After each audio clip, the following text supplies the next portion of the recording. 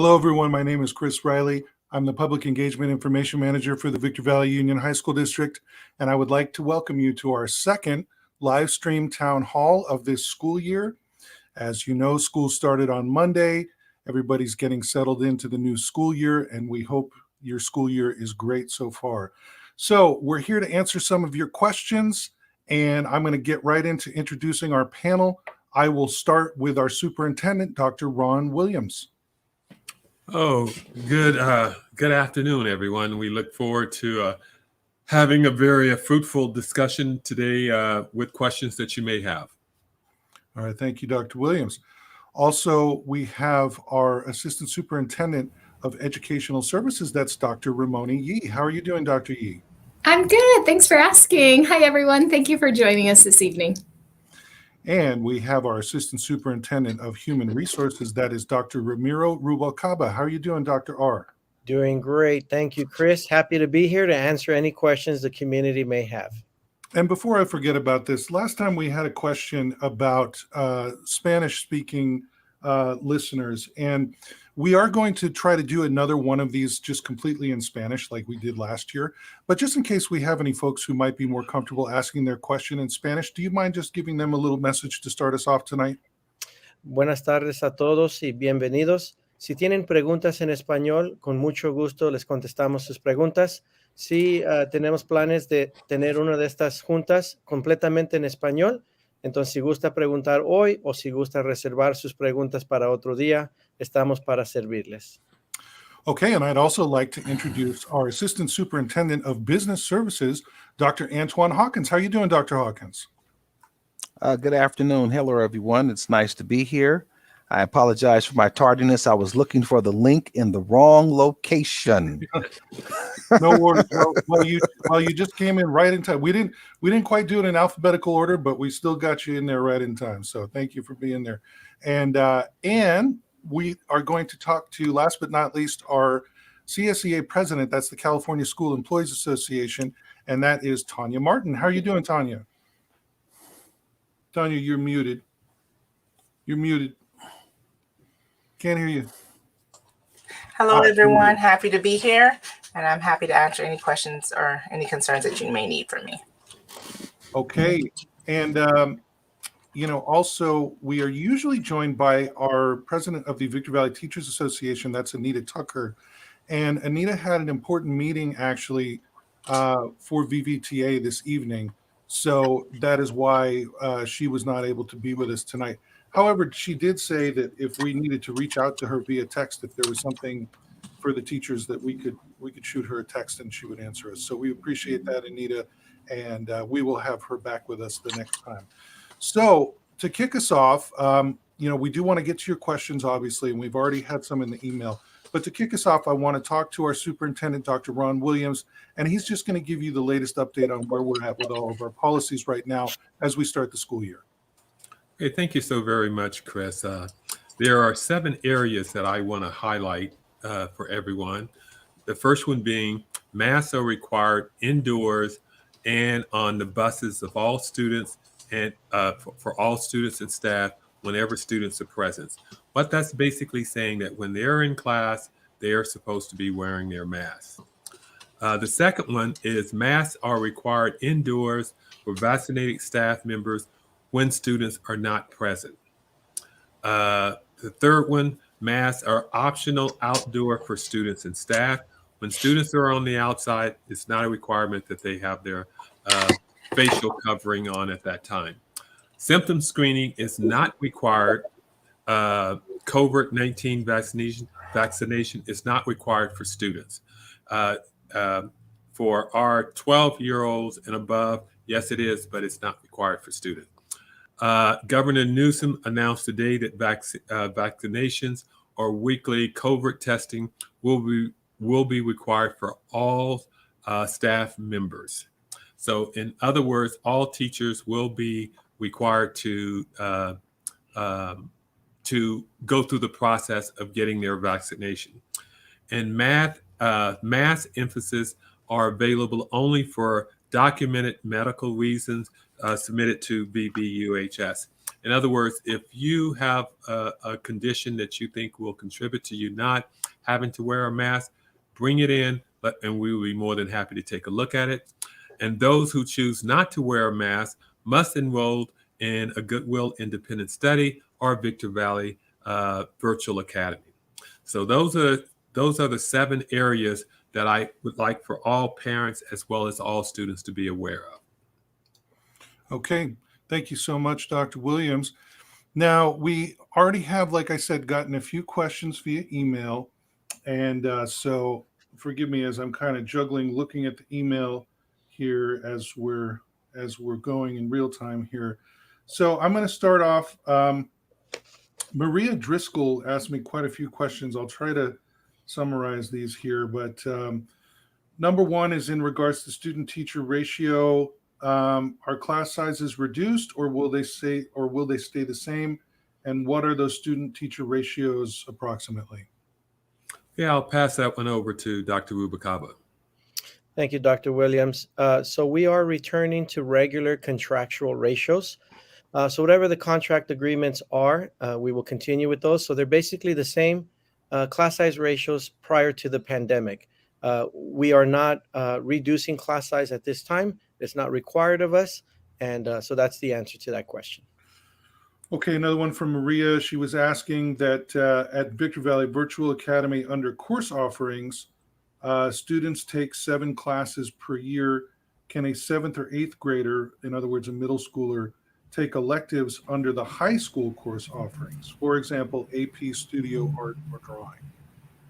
At this time, no. I will answer that question. Those courses are actually approved. They're A3G approved only for specific grade levels. So if you are middle school students, your course offerings are available with the middle school menu, whereas the high school students, of course, will have the secondary course offerings. So at this time, no. Okay, thank you so much, Dr. Yee. And another question about the virtual academy. And because we got this email just a few minutes before the meeting, we were looking into this. But the question was, what is the enrollment right now at the Victor Valley Virtual Academy? I'm interested in how many families in our community are putting their students in virtual learning. So this is fluid because, as you may know, there are many people who are still enrolling their students right now. So the number is constantly changing. And Dr. Yee, I know when we talked about this right before the meeting, you said you were going to check on that. I don't know if you've gotten an answer yet. I do have the answer. Oh. As of Monday, Okay, as of yesterday, we have 94 students in our virtual academy. 94. And I imagine that is going to be creeping up in the coming days, I'm sure. So and let me add a little bit to that. Of the 97, I think there's about another 100 more that's they're waiting to look at the transcripts and see that they will meet the criteria for being a part of the virtual academy. So that number is going to probably at least be a couple of hundreds at a minimum. All right, great. Okay, with the schools reopening Monday, has there been any reported cases of COVID from any school sites? Dr. Rubalcaba? The short answer is yes. We have had both students and employees test positive for COVID. We've conducted the proper contact tracing and quarantine those individuals that need to be quarantined. And we're making sure that we're doing everything that is required of us to keep everyone safe. Okay, thank you, Dr. Rubalcaba. And okay, so we've got a few more of these email questions. And let me see here. We had, they're coming in pretty fast here. Okay, we had a question about, oh, sorry about this. Okay, there is a concern as to what will be done to the traffic at the school zone. Now, I know we've had a couple of questions about traffic at a couple of schools, particularly UP, and I think this person might be referring to UP. Will there be a plan to ease and direct a smoother transition to drop off and pick up students in a safe manner? The answer to that question is yes. We've already looked at in a measurable way the road that was installed by the city on the backside of the school. The director of facilities has went out and done initial analysis. We also had a city individual who does traffic at the city come out. So as we look in a measurable way at what mitigating factors can be implemented, we will advise our community accordingly. But to be more specific, not only at UP, but all of our schools, we're looking at the traffic patterns to ensure that not only is there a safe pattern that's being implemented, but that we also have an ease of flow of traffic. So we're looking at that as a district. Okay, and then this person says that this is more of a kind of an individual issue at one site, and not even knowing the site, I can't really talk too much about it specifically. But they say that they put in a request to have the AC fixed in the classroom because it's not it hasn't been cooling down the students properly, and I don't know if we want to talk about this specifically. It says the students are complaining the classroom is hot. What can we do in the situation? For now, we let them go and get hydrated. We know there may be many requests that maintenance is working on due to the full reopening. Any advice would help. So let me address that question. First of all, our facilities maintenance and operation branch has went throughout each and every one of our schools in the district to ensure that we have working air conditioning units, working restrooms, working water fountains, just a plethora of items that we have to look at scaling up for students returning. We also have a process and procedure in place that if a teacher or any other individual who has students, that they're working with inside of the classroom setting or a building setting is experiencing a lack of performance when it comes to AC units, we have a process of notification that goes through our work order system, and our staff responds in less than 24 hours.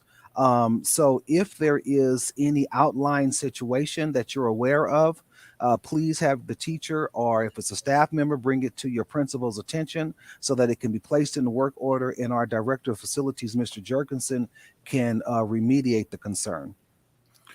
Yes, and as the person who's asking the question alluded to, I'm sure they have, maybe more than a few requests with school reopening, but I know they're working very hard to address everything, every request they've gotten. So hopefully that is resolved very quickly. And this person asked a question that maybe they missed the first part of the meeting here. They asked what accommodations are made for students that cannot wear masks or have underlying medical conditions. Are there online options? So I'll just reiterate what Dr. Williams said at the top here, that there is an exemption possible, but you actually need a documented medical reason, and you have to submit that to the district. Now, if you do not have a medical exemption and you want an online option, regardless of your medical exemption, the online option is Victor Valley Virtual Academy, which is a different school. So we do not have an online option per se. For instance, if you go to Sims, you are expected now to go back to school just like you did before. If you want to go to school online, you have to enroll in Victor Valley Virtual Academy. So Dr. Williams or anyone else, I don't know if you want to elaborate. Dr. Rubacaba? The only thing I would add to that in addition to the virtual academy, we do have an independent studies program that is a second option that has a combination of mostly online, but there is some FaceTime with teachers. Now, during that FaceTime, the expectation is that you will be face covering unless you have a medical exemption. And there are some other alternatives. For example, for teachers who teach language, it may be required that we have a face shield so that we can see a person's mouth when they are speaking to support the acquisition of language. But generally speaking, the requirement is indoors face covering. Okay, thank you, Dr. Rubalcaba. And another one just came in. As the COVID-19 cases are rising, are there any chances of the schools shutting down again? Oh, that's a strong possibility. But what we're doing is we're being as proactive as we possibly can to address those issues. But that possibility continues to exist, and it's going to go on for the next couple of weeks in particular. But we're going to provide in-person instruction for our students, and we'll see exactly how the numbers coincide with that. Right. And one thing that we shared last week that I'll just reiterate again is that, yes, the cases are going up. But if we look at where we were the last time that school was completely closed back in January of this year, it's like if you look at that graph from back then, and where we are now, it's a big difference. So we've got a ways to go to be back at that level, and I hope we don't get there again. But who knows? We're not epidemiologists and we can't predict the future. But right now, our marching orders are to have the kids back in school with these safety protocols in place, and that's what we're doing. I do have one more email. This is from a student.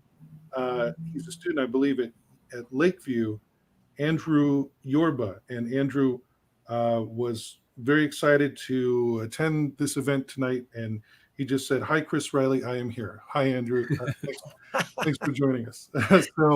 Okay, so we have some comments online, and I want to thank Richard Gonzalez for kind of helping us moderate and wade through all of these comments that we're getting. So, Richard, take it away. Any question you want to put up there for us? Okay, stay real. My daughter goes to Lakeview, and she said there is no social distancing at all during lunch. That's really unusual to see that there's no social distancing at lunch. I'm not sure exactly what she's saying, but I would assume that there are, students are keeping some type of social distancing. But I will definitely follow up on that tomorrow. I don't know, Dr. Rubacaba, is there anything you would like to add? I think it's important to clarify. So outdoors, there is no requirement for social distancing or face covering. However, it's highly encouraged, right? If you as a family value having a face covering and want to be super safe and take the necessary precautions, you have every right to do so. And no one has a right to make fun of, retaliate, or impose their own beliefs. So I would say, work with your students, work with your children, and remind them of the importance of your family values.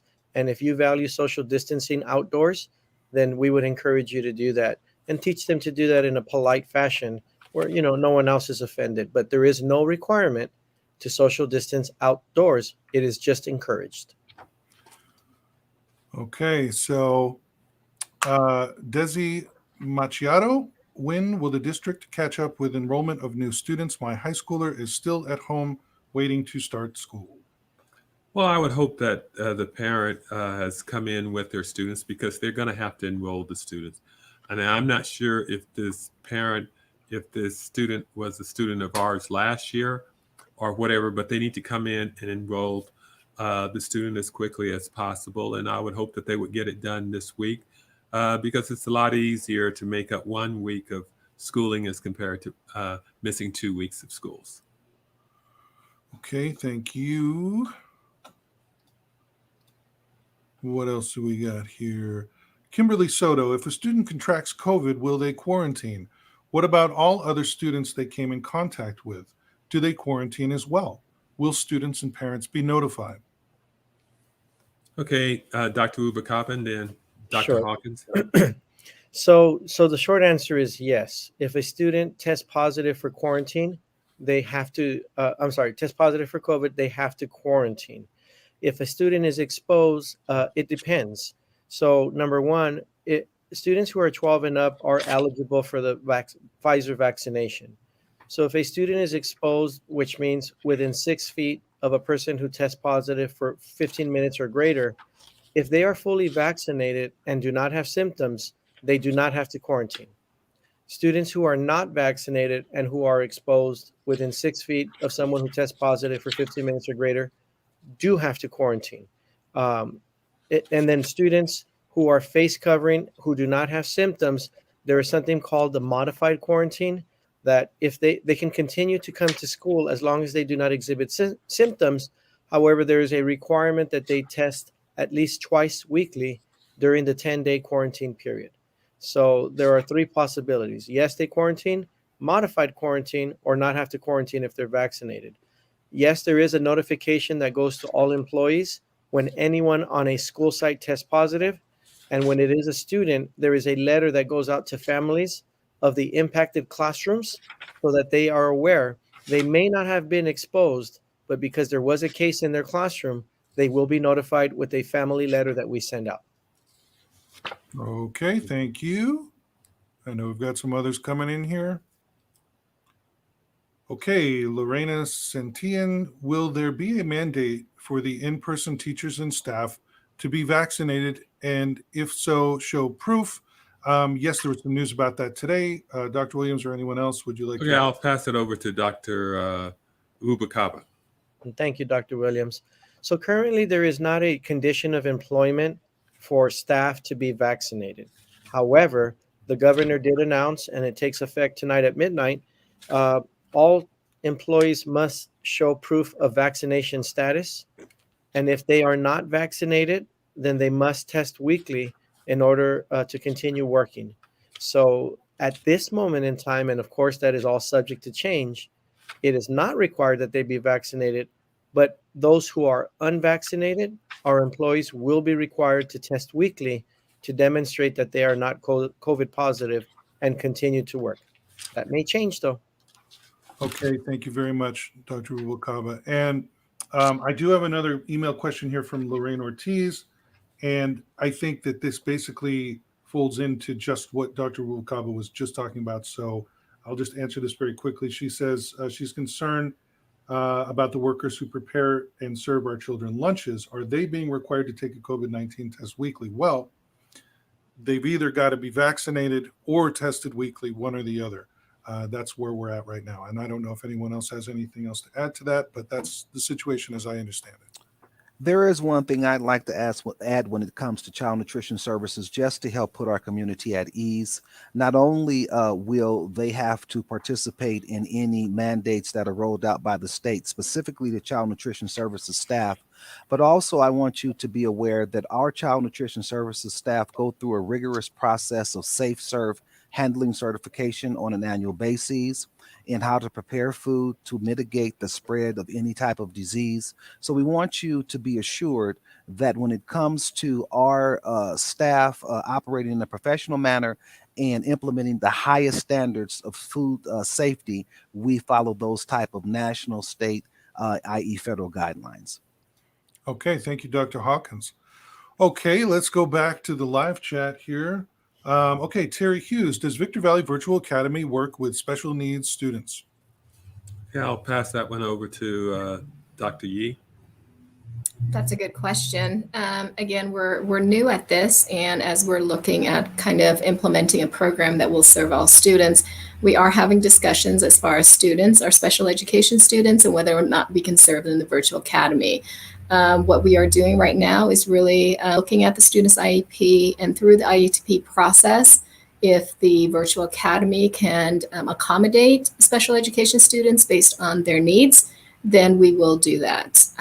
So we are looking at that, but it does require a team meeting and the IEP team convening and seeing if it absolutely is something that would fit for the child. So Dr. That's Yee, where we're at.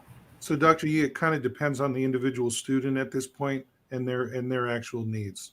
Okay. Thank you so much. Okay, and let's see what else we have. Okay, Karina Romero, why haven't Adelanto High put shields in the classrooms? Dr. Ubakaba. Sure. So I think it's important for the community to know that we were very proactive in purchasing personal PPE and other mitigation measures. One of them being approximately 13,000 student desk shields. However, they're not a requirement, and it really is on a case-by-case basis. Some students like them, some students don't. Some teachers like them, some teachers don't. And it really depends on the circumstances of each classroom. It will be very different in an English class than it will be for an auto class or another CTE type class where the desk shields may not be appropriate.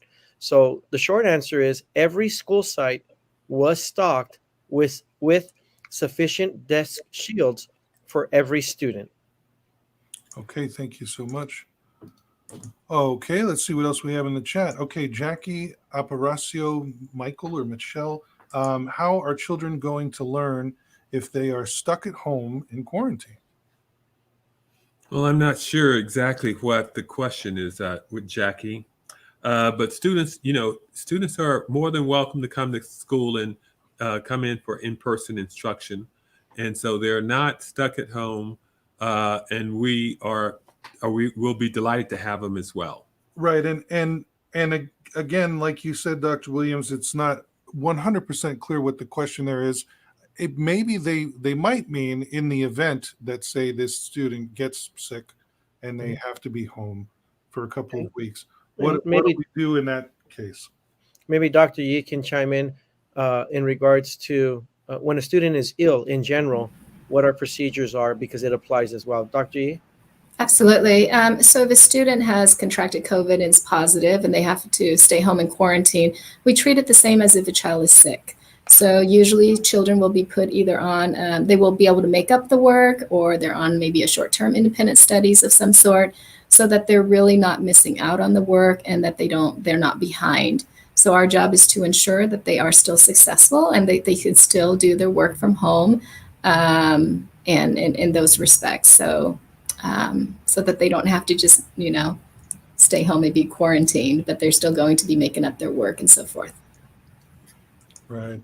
Okay. Thank you. And okay, Sylvia Meyer, are all bathroom sinks and lights working at Sims? Some weren't working before the closures. So again, our facilities and maintenance and operations staff, they went out and checked each and every school to ensure with fidelity that we had all items working in order to receive our students back to school. If you're aware of something that is currently going on, let's start at the lowest level to get it resolved, which would be to report it to our site administrator so that a work order can be established in the work order system. And then our staff will move quickly to ensure that all items that need to be operational towards the education of our students, that they are operational. And I do want to give a quick shout out to our maintenance and operations staff, as well as our contractors and Dr. Hawkins and his whole team for painting our campuses recently. And if you guys have been over to Hook Junior High School in particular, it looks like a brand new school. It looks fantastic. And they've painted the other campuses as well, and they look terrific. So, but of course, we want it to not just be looking good, but everything be functional as well. And Dr. Hawkins and his team are very much on top of that. So thank you. Okay, so what else do we got in the chat here? Okay, Leah Gandara, how are students protected during sports or PE if some students aren't vaccinated, since masks are not required outside and the Delta variant is getting worse? Hey, Dr. Rubacaba. Thank you, Dr. Williams. So yes, that is a great concern for all of us. Being in contact with the Department of Public Health, we all anticipate that the state will release updated guidance very soon in regards to athletics. One of the things that we are aware of is that outdoors the risk is less than being indoors. And so we know that the benefits of participating in sports are great for our students, right? We want to make sure that our students are able to connect socially with their peers, and through the athletics, they continue to, work on their health and establish healthy habits. However, it goes, back to a family value, and as to whether you want to risk exposure or not, because we understand that participating in sports, especially those that are high contact, there is a level of risk, and we want to be transparent. But at this time, the new guidance has not been released, but we're hoping that is released very soon. As soon as we have updated guidance, we will align to it, and we will communicate that out to the school community. Okay. See if we got anything else here. Okay, Thai kids. Can students still have their daily work loaded into Google Classroom, especially students with IEP? It really helps the student be successful if ill, able to work while at home or weekends, and parents can monitor. My son at Silverado has an IEP, and it would really help. Hey, Dr. Yi. I'm just reading the question a little bit more carefully.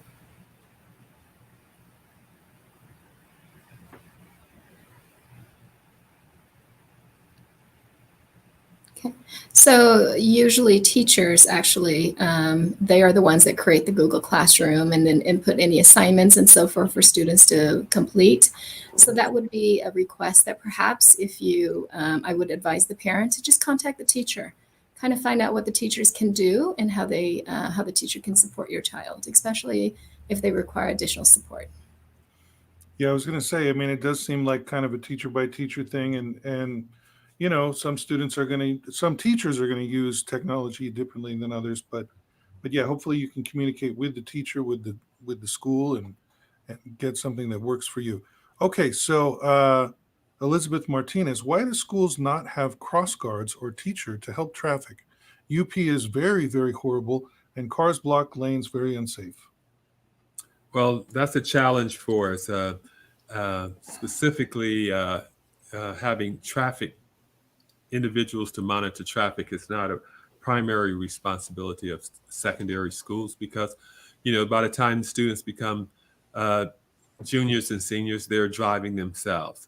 And so the comment is not really applicable for the high school level, even though we have many students that parents bring them to school, and I'm sure they're very appreciative. And sometimes they probably don't say anything to you to let you know that, but they really appreciate the time that you do, that you provide them by, you know, that 30 minutes or 45 minutes into bringing them to school makes a big difference for them. Dr. Rubacaba, is there anything you would like to add to that? Sure. So, you know, it is a concern of ours, and as Dr. Hawkins mentioned earlier, we're working with the city. I know an engineer came out to look at the traffic patterns, particularly at UP from the city. I'm in contact with the sheriff's department, and they're going to be coming over to take a look at it as well. And together as a team, we're going to explore ways on how we can minimize the traffic concerns. But keep in mind, some of the factors are outside of our control. For example, if there is a construction project on a major street and it's reduced to one lane, you know, that's very challenging for us to do anything about it. But those factors that are within our control, we will absolutely do everything necessary to keep our students and staff safe. Yeah, and it was kind of bad timing over there on Palmdale Road, for Silverado High School and probably Sims as For well, Sims as well. because there is some kind of road work over there, which I myself got stuck in when I was leaving Silverado the other day. So I feel for you, Silverado parents and Sims parents. Unfortunately, that's beyond our sphere of influence, so to speak. And Dr. Hawkins, I know you already covered that earlier. Is there anything more you want to talk about in regards to that? No, not at all. I think that it was covered quite eloquently. Again, just to reiterate, and this has happened in other districts as well. Whenever the community shares a concern or challenge regarding traffic, we move in a measurable way to engage our local law enforcement agencies to come out and do an analysis or assessment. You know, a lot of times when people see law enforcement there, they won't be making those crazy left-hand turns into the schools. They'll drive a little bit more cautiously, particularly around our students. So I think it's been the question has been answered. Okay, thanks a lot. Okay, let's see what else we have here. Okay, Danielle Monique Whitman, is there a protocol in place for a breakout of the Delta variant? Okay, Dr. Rubacaba. Yes, there is a protocol in place. The Department of Public Health will become involved. School districts are assigned a liaison from the Department of Public Health that would work with us. So we communicate to the Department of Public Health when there is a case. We do the contact tracing, and if they determine there is an outbreak, then there are certain measures that have to take place that include, you know, deep cleaning, quarantine. If it reaches a certain threshold, it may include possibly closing a school, but there are all protocols established by the Department of Public Health in Cal OSHA for those purposes. Okay, thanks a lot. Okay, Sarah Chavez, with attendance being a priority and emphasis pressure on not missing school, aside from a fever, is my child okay to return to school with mild symptoms such as a runny nose, cough, or headache to avoid falling behind in school? Okay, Dr. Rubacaba. Yeah, so it really is on a case-by-case basis, but I will tell you this, that if there are any COVID-like symptoms, such as a runny nose, cough, or headache, the priority is safety. And we will work with you and your student, whether that's posting assignments on Google Classroom, whether that's a temporary independent studies, whatever the case may be, we will allow your student to make up the work. We will work with you so that your student is successful. What we don't want is people coming to school, maybe I'm okay, maybe, and then getting a whole classroom, a whole school site shut down because of an exposure. It can spread that quickly. So please be responsible, do the right thing. If you're not feeling well, please stay home and make sure that you're not positive for COVID. Yeah, I guess you could look at it this way. You could say, well, your kid's going to go to school feeling a little bit sick to not fall behind, but it's going to be even harder if the whole class or the whole school gets shut down. So let's be as wise as we can about that. Okay, and anything else in the live chat here? Barbie Donez, are there any air filters in any classrooms? And I think we have an answer to this. Take it away, Dr. Williams or Dr. Hawkins. Dr. Hawkins? Yes, we have air filters in the classroom. We use the most up-to-date recommended air filtration systems by the United States Center for Disease Control in concert with the California Department of Health and so forth. And we're always looking at ways to make sure that when we're looking at what we call our refresh rates in the classrooms, that what that is simply bringing fresh air from outside inside and recirculating that air, that we are purchasing the type of HVAC units that can maintain a robust system to ensure that your students, which are our students in our community, in a viable way, that there's safety even in that area. Okay. All right. Let's see what else we have here. Gigi Williams, how do I sign my child up for independent studies? Dr. Yee? Yes, thank you. So Mr. Kevin Lloyd is actually the principal there at Goodwill. He also oversees the Independent Studies program. So he is available right here and there at the district office. You would just kind of connect with him and, get some information. So, yeah, and I've got Mr. Lloyd's information down there. He's like me. He spells his first and last name differently than they're usually spelled. It's Kevin with an A, Lloyd with one L. But his email address is kloyd@vvuhsd.org. It's at the bottom of the screen there. And then also just generally for enrollment, if you go to www.vvuhsd.org and you click online registration and transcripts under quick links. So basically, when you get to the website, you're going to see some nice aerial shots of our campuses. Under that, you're going to see something that says quick links, and the middle link at the top right there is your online registration. That's where you start your online registration process, which hopefully you already have. But if you haven't, do it there. You can register for Independent Study, Virtual Academy, or any of our other schools. And once again, if you're interested in Virtual Academy or Independent Study, Mr. Lloyd is the principal for both of those programs. So there is his information there at the bottom. Okay, Richard, do we got anything else there? Okay, Kitwana Williams. How can students hang their schedules? What is the change? Okay, how can students change their schedules? What is the process? Also, are seniors' grades and credits being checked on by the counselors to ensure graduation or the meeting of college admissions? Okay, Dr. Yee. Yes. So every site has a procedure for students to be able to change their courses. Right now, usually the first few weeks of school, they really focus on students that have holes in their schedule or students that do not have a schedule. So that would be their priority. If a student just wants to change a class, perhaps because they just want a different class, usually those would be students that they would take care of after the priority students are taken care of. So you would want to contact the school site, talk to the counselor, the administrator there, and find out what their process is. And then I believe the other question to that is with regards to ensuring that students actually have all the classes that they need to graduate and also go on to college. Again, all of our counselors work with students on what we call a 4-year schedule, so that students know exactly what classes they need to take every single year. And counselors do meet with our students and they do classroom presentations and so forth to ensure that there is no surprises. We do know if students are going to be graduating, going to a trade school, the military, or maybe a 4-year college. So please work closely. I always advise parents, as I am one as well too, make your counselors your best friend. They really have the information to make sure that your child is all set up for life after high school. So please make sure that you connect with them. Okay, thanks, Dr. Yee. All right, let's see what else we have here. Okay, Barbie again. What about sanitizing classrooms during passing periods? Who's doing it and how often? Okay, Dr. Rubacaba. So the first effort really is the best analogy is like going to a supermarket. We purchased these sanitizing wipes that on a large container that's shaped like a pencil, very nicely decorated.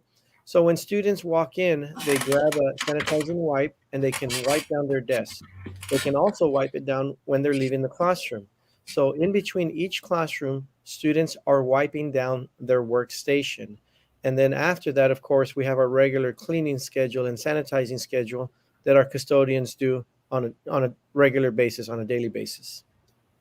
Okay. Thank you, Dr. R. Thank you, Barbie, for the question. Okay, what else do we have here? Kimberly Soto, can you please let us know what we are going to do about the traffic at Sims? A student was hit today, and my children walked to school. It is a safety concern. Yeah, it is a safe school.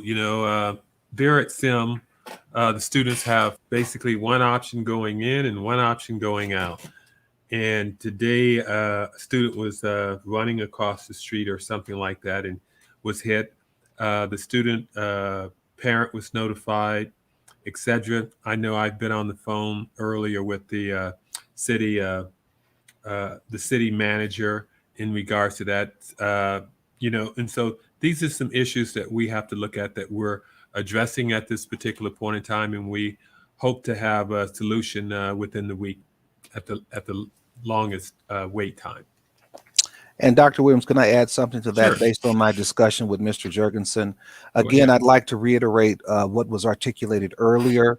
We are not just at Sims, but throughout all schools in the district, looking at our traffic patterns. Our director of facilities has been out there where we've identified concerns. We will engage through Dr. Rubalcaba, our local law enforcement agency, to come out and to assist us, because again, as I said earlier, when police presence is there, that changes the dynamic in how people drive and conduct themselves.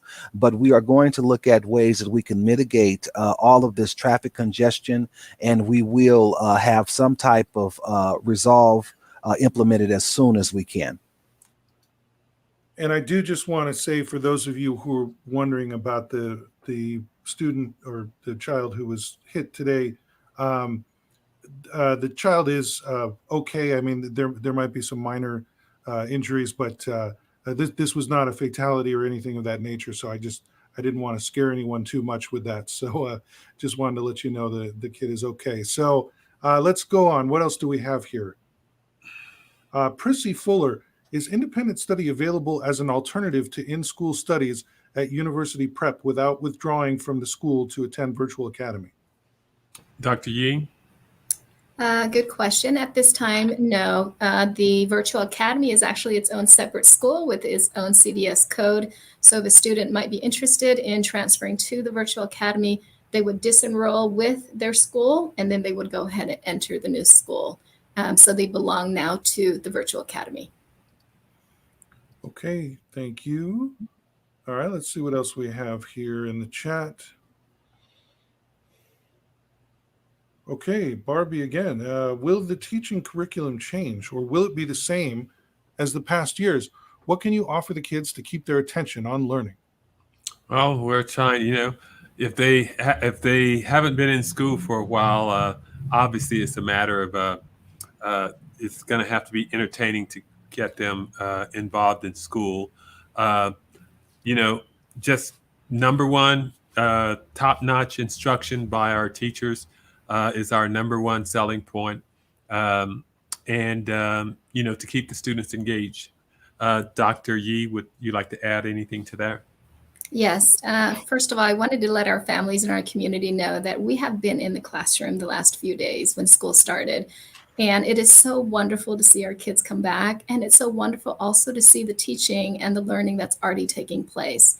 One of the things from Ed Services that we've encouraged our teachers to do is really focus on our students' social emotional learning.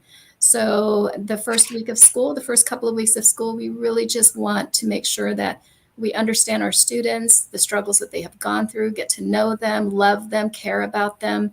So there's going to be a lot of social emotional activities in the very beginning to get to know our students and support them. But as far as the curriculum has not changed.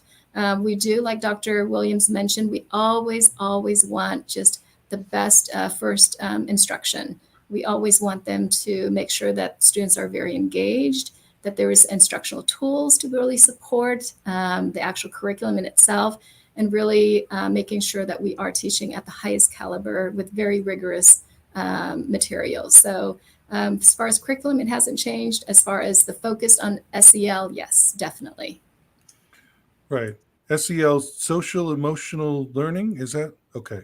In education, we love our acronyms and initials, and sometimes the layperson doesn't know what all those mean. But yes, and speaking of that, I was out there with Dr. Williams at Hook and another campus on Monday, and we were in the class, and the first part of the class, the teachers were just kind of spending some time just getting to know the kids, because that's really important right now, just reconnecting with the kids.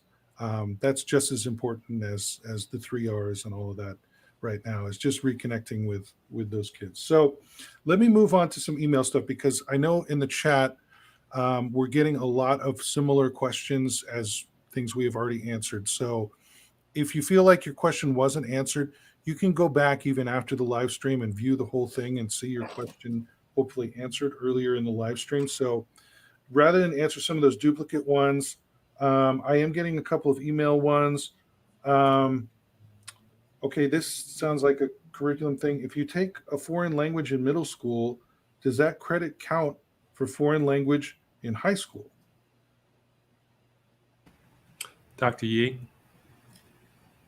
I will need to get back to that parent. So, Mr. Riley, I need to find out a little bit more since I just started, to find out some courses, if they are in fact your A through G courses, that maybe it's a Spanish 1 that's at a middle school that actually becomes a credit for high school.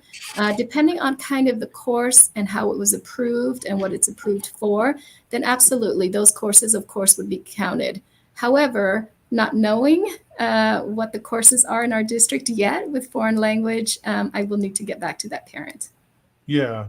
And so Dr. Yee has been with our district before, but actually rejoined our district just a few weeks ago. So still kind of learning the ropes a little bit, but she's been done very well in answering a lot of these questions. So here's another one that we probably can't answer, maybe because it seems more like a site thing. But the question is, when will Lakeview Leadership Academy have an athletic director? Yeah, Dr. Rubacaba? Sure. So we're actually in the process of hiring one. I just spoke to the new principal yesterday, and we're moving forward with the selection process. There's a lot of excitement. Our new principal, Miss Felicia Limbrick, is doing an amazing job, and she just rolled up her sleeves and said, "We need an athletic director." And I said, "Yes, you do. Here's the process. Let's get it started." So that'll be coming very soon. Okay, and then we do have another question here that came in the email, and it is something that we've talked about a little bit tonight, and we talked about it a little bit last week. But the person is asking, is there an alternative to school studies without withdrawing from the current school? In other words, can the person go on independent study or virtual and stay at their current school? Short answer to that is no. If you do not want to go to school like you were before, then you have to enroll in independent study or virtual academy. And I don't know if we'd like to speak any more about that. Okay. Okay, barring any more about that, I'm checking my email here, and oh, a new one just came in. Okay, Stephanie Carretero. I am wondering why UP doesn't have buses. Well, this is an age-old question. How can I bring it up to the district to have them back, especially with all the traffic? To have them back. Did we ever have buses for UP? I don't believe it. I don't think so. I don't think we've had transportation for UP as well as Sims since the inception of both of those schools. So, UP and Sims, neither one of those schools have had transportation. And so, if you would like your child to have transportation, I would recommend that you not attend either UP or Sims at this time. Yeah. And it is just a little bit different. Those are schools of choice. And that's kind of the distinction that we make, that those are schools of choice with certain admission requirements and all that type of thing. And so it's different from, say, our comprehensive high schools where we offer transportation. Okay, I'm refreshing. Richard has got some more stuff for us. Thai kids, breakfast and lunch options need to be voted on yearly by parents and students. Can this be an option? Even teachers have complained about it. Silverado High School. So when it comes to the student feeding program in school districts throughout the nation, there are federal guidelines and rules, and the state aligns those guidelines and rules with federal guidelines regarding what we can offer students on our menus. One of the things that I've talked to our Director of Child Nutrition Services about, Mr. Jason Hill, is that he, in a measurable way, kind of sample from the students some of their likes and dislikes to make sure that when we are creating our menus, that there are menus that are not only nutritious, that are in line and standard with the regulations that we have to follow, but things that students are going to eat. And so the short answer is there is engagement that is going on. I know during the COVID-19 pandemic, we didn't have schools in, but normally what happens in the process is we have what we call food samplings, where our child nutrition services, when they're creating the menus, they go out and they have students test. They do testers at different schools to sample different things. So we will be soliciting input again. And to the second part of your question regarding staff not liking what may or may not be on the menu, we can also solicit their input as well. Right. And I remember, just a personal anecdote, I remember a few years ago, Jason and his staff, they bust a bunch of kids in to the campus. They got kids from every school. They got like some from Adelanto and some from this and that. And they all came in, they put them in this big room. This is pre-COVID, of course. We had all these kids in this big room, and they sampled all of this food. We just ate food all day, and they said what they liked and they didn't like, and it was good fun. And so they really do a great job, Jason and his team. And I know you can't please everyone, but we'll definitely continue to listen. Okay, so Richard, we got anything else? Okay, Angelica Vela, are English and Spanish English speakers eligible to be enrolled into Victor Valley Virtual Academy? Dr. Yee? So what we're working on right now is to make sure that we try to provide as many opportunities as we can within our educational programs here in the district. Currently, if you are a mainstreamed English learner, so you're at your high level, maybe 3 or 4 in your LPAC, or if you're a reclassified English learner, you can absolutely enroll in the Virtual Academy. What we are finding out is studies have shown that usually with language proficiency and really looking at the 4 domains of language, which is reading, writing, listening, and speaking, it doesn't work so well online because students need to kind of be with their peers to be able to practice the language. They need their teachers in front of them. They need a lot of collaboration, a lot of strategies that makes it really difficult in a virtual setting. So what we are doing is for those students that are in the higher level LPAC levels, those are the ones that we are able to assess individually on a case-by-case basis to see if the Virtual Academy would work best for them. We do have an EL coordinator, Mrs. Maura Balmaceda, and she actually meets with all of our English learners who are interested in the Virtual Academy to make that assessment. Okay. Let's see, Richard, we got anything else? Brittany Lopez, please explain further as to why parent choice schools do not receive bus services. On a related note here, someone, I think a teacher, sent me an email saying many years ago they did have buses. Well, it was before my time, so I apologize. Okay, so why parent choice schools do not receive bus services? Don't all students deserve options for transportation, especially if the traffic is causing major safety concerns? Well, okay, with the traffic, I just want to say, and I know I don't want to beat a dead horse here, but we are working to address those traffic concerns, and we will improve that situation to the best of our power. As for the busing thing, Dr. Williams? Yeah, I can't speak for 10 years ago because I was only here probably 8 or 9 years ago. So I can't speak for those years earlier, but I can say that as long as I've been here in the district since about 2011, 2012, we have not had transportation for UP, and then Sims followed that same pathway. Okay.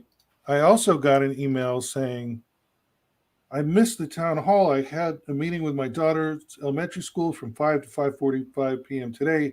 This is Aquanetta Evans. Well, Aquanetta, I can tell you, we're here now, but also you can go back at any time. That's the great thing about these things. You can go back at any time after we're done and view the whole thing. Any of these town halls that we've done. So we did one today. We did one last week.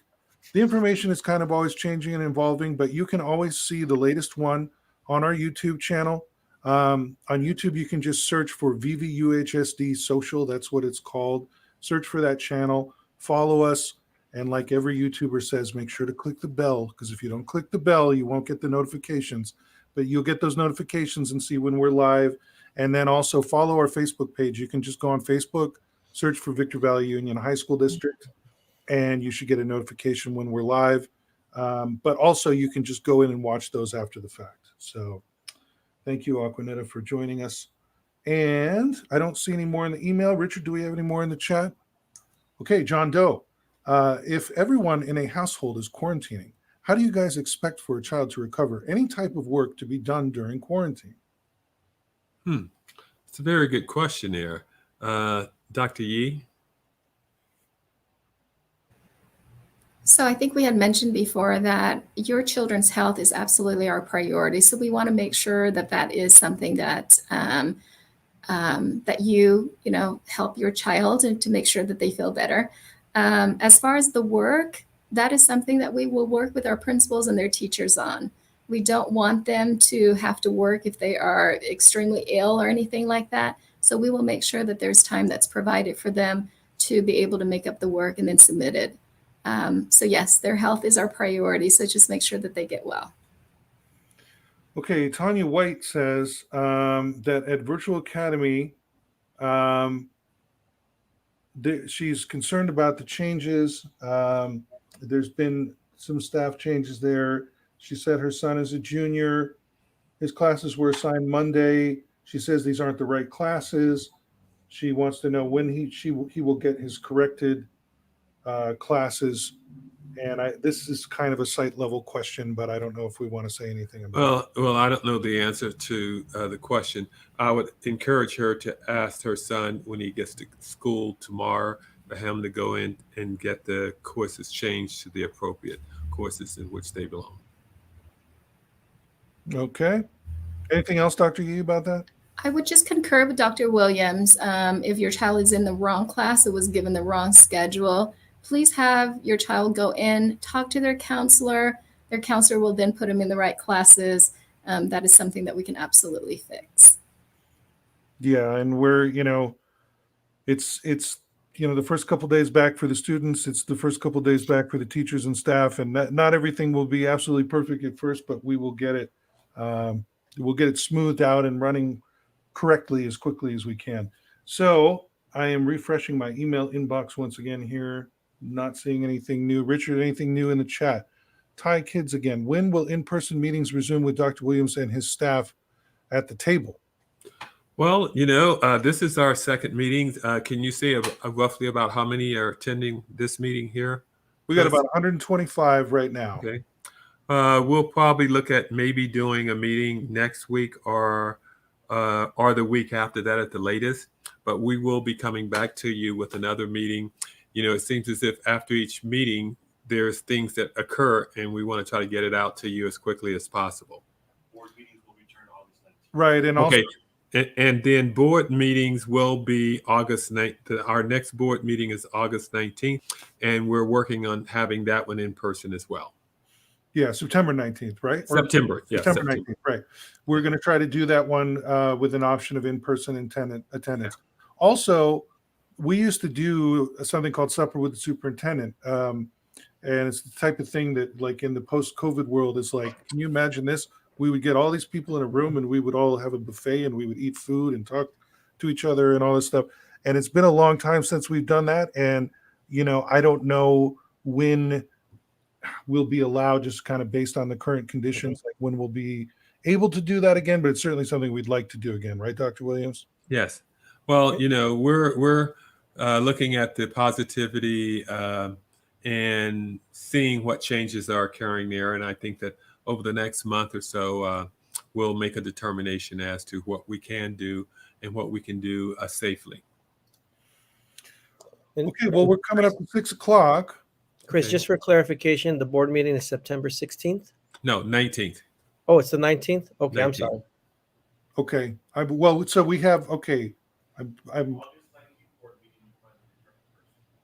August 19th? August 19th. August 19th. Okay, so Yeah. we're all confused here, but I think we have the actual real answer now. So August 19th, 19th. the next board meeting, we're going to try to return in person. And then September 2nd, right, is the next one after that. Okay, sorry. Thankfully, Richard knows this better than I do. So August 19th, September 2nd, and we are trying to return in person. What's that, Richard? Limited capacity. All right. Okay. Anything else? I guess we can do. We are over our deadline, so to speak. It is 6:02. If we have just one more question, maybe we can answer it. Vanessa S. Square, can you tell me there is an extreme delay in enrollment? Yes, there is. We talked about this a little bit earlier. I mean, the short answer is we're doing our best, and we're also kind of looking at some things to make sure it goes a little bit smoother next year. But I'll turn it over to Dr. Williams and the panel to talk a little bit more. Yeah, we're that's an issue that we're working with, and we're trying to resolve that issue as quickly as we possibly can. We know that we don't want parents to be out in the sun for not out in the sun, just being out period for 4 to 6 hours trying to get enrolled and trying to enroll their students. So we're working on it, and we hope to have a solution by tomorrow at the latest.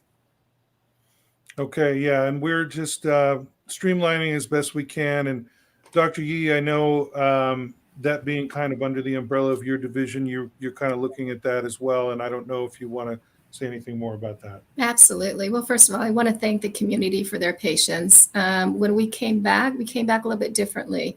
We do have an online registration. And last year, when we were given the waiver to enroll students without any immunizations or any other documents and so forth, what that did was it really impacted this year's as well, because many of our efforts really was just to communicate with our community to say, we still need your child to go ahead and turn in the paperwork. So it was kind of like a perfect storm in a sense. We also have some parents who waited a little bit to go ahead and enroll their children. And then there are some others that have filled out their paperwork online and done and uploaded the documents. And what we're doing now is we actually added more staff. So I'm really happy to say that in the last few days, we've noticed that the lines are getting a little bit better. We've added more staff to really support the work there at CEC because our ladies are doing a great job, but there's only so many of them. So adding more staff, adding some procedures, the way that we do business, making sure that the lines were flowing. And we have seen in the last few days a vast difference in the way that the lines are flowing and that our community is being served. But again, thank you for your patience. We are doing the best that we can, and we definitely have some room for improvement for next year. Yeah, and I do want to say that, everybody you see on this screen right now has seen those lines out there, and we don't just see it and then go into our office and forget about it. We're trying to help as much as we can. And every single one of these people have gone out there, including Dr. Williams himself, have gone out there and tried to help individual parents and try to expedite this process as much as we can. So we appreciate your patience. So again, we are past our end time. We're 5 minutes over, in fact. Because we had so many questions, maybe we'll try next week.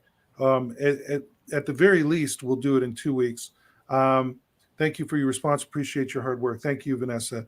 And so, Dr. Williams, I'll let you go ahead and close this out. Okay. Well, I'll turn it over to Tanya and let her say some parting words at this time. Tanya, you're muted. Dr. Williams, you're just so kind. So we will continue to do the best that we can. We will continue to serve the families and just be patient with us. We're coming back into a different environment, but we're doing the best that we can, and we will continue to serve you and give you great customer service. Have a great evening. Okay. And Dr. Rubacaba? Just want to echo that. We're really excited to have our students back. We're really excited when parents are thanking us. It makes us very happy that they're glad that we're providing this service, because our students miss their friends, our students miss their teachers, and the opportunity to learn from each other and interact with each other. But we want to reiterate, safety is a top priority, and we are doing everything possible to meet all of the needs of our students. So thank you for trusting us with your children. Okay, and Dr. Yee? Just want to thank everyone for joining us this evening. Hopefully you found that very helpful. And just from Ed Services standpoint, it is all about our student learning and our student well-being. So it was so wonderful to be able to be in the classrooms the last few days, to really see our students, be with them, and just so glad to have them back. So thank you for joining us this evening. And Dr. Hawkins? Well, first of all, I'd like to say that this has been the most robust question and answer session that I think that we've had in a very long time since we've started these types of meetings. I'd like to echo what everyone else has said. Additionally, we're very excited that our children are back. And I'd like to also echo what my colleague, Dr. Yee, talked about regarding learning, student learning, and well-being. As your partners with your students' education, it's critically important to us that you feel our partnership and that we continually make sure that we are presenting to you a safe environment for your children to be in. So welcome back. And thanks a lot. Okay, and then I would just like to add that, thank everyone for participating. We enjoy the questions that you provide us, because that gives us insight as to what we can look at the following day or the next week. Like I said, like Tanya said earlier, our classified staff is very appreciative of the energy that comes from the students. And believe it or not, it's nothing like having the students back. When the students are back, that's when we know that we have schools going on, and we appreciate them so much by having them back. I know that Silverado is one of our larger schools, and then we've got Hook over here, which is probably want to consider one of our smaller schools. We enjoy them both. We sincerely appreciate all that you provide us as well. And that's all that I will say. And Chris, what would you like to add? Well, that's it. Thanks, everybody. Thank you guys for being here. And thanks to Anita Tucker. Also, she couldn't be with us because she had an important meeting, but she was with us in spirit. She'll be with us next time. I do want to say, if there was a question you think wasn't answered and you didn't see the whole live stream, go back, because there's a good chance it was answered earlier. And if there's something we didn't have time to get to, we will do this again. We will be back. So just please subscribe to the YouTube page, follow us on Facebook, and keep an eye out. And we'll also be emailing you whenever we have these meetings as well. So thanks, everybody. Have a great night. Okay, bye-bye. Night. Bye-bye.